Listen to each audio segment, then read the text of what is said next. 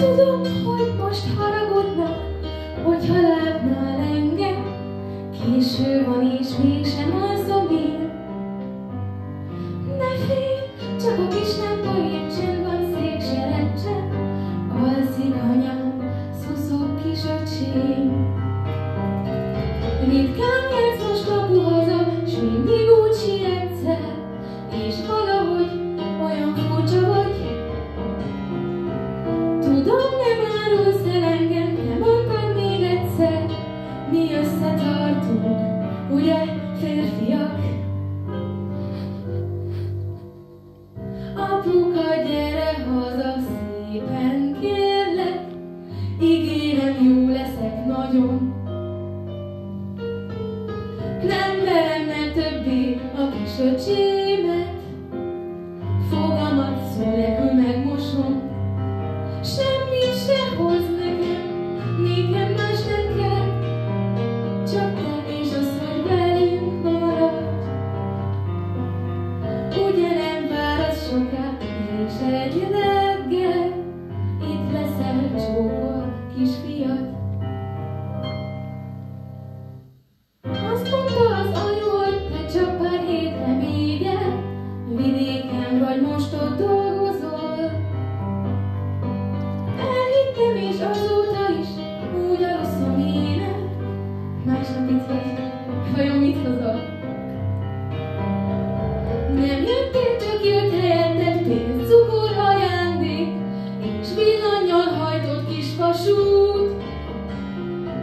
Nincsen, aki megjavítja, hogyha rossz a játék, és nélküled nem örülök úgy. Apuka, gyere haza szépen, kérlek, ígérem, jó leszek nagyon.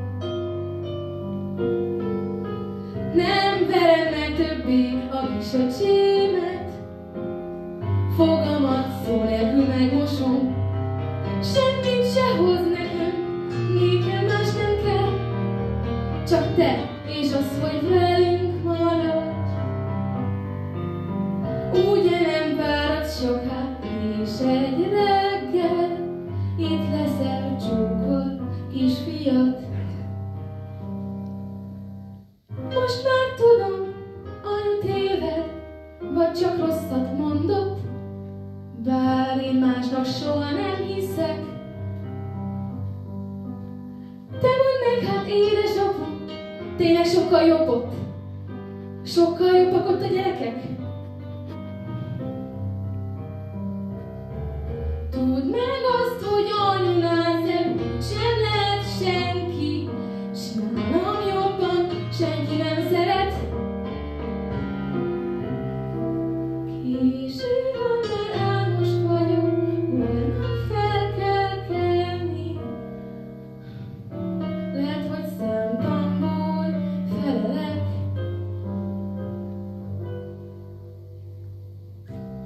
Apuka, gyere haza, szépen kérlek, ígérem, jó leszek nagyon.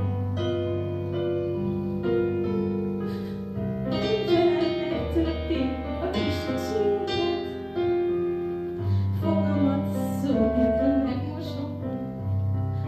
Semmi sem hoz nekem más nem kell, csak te és az, hogy velünk maradj.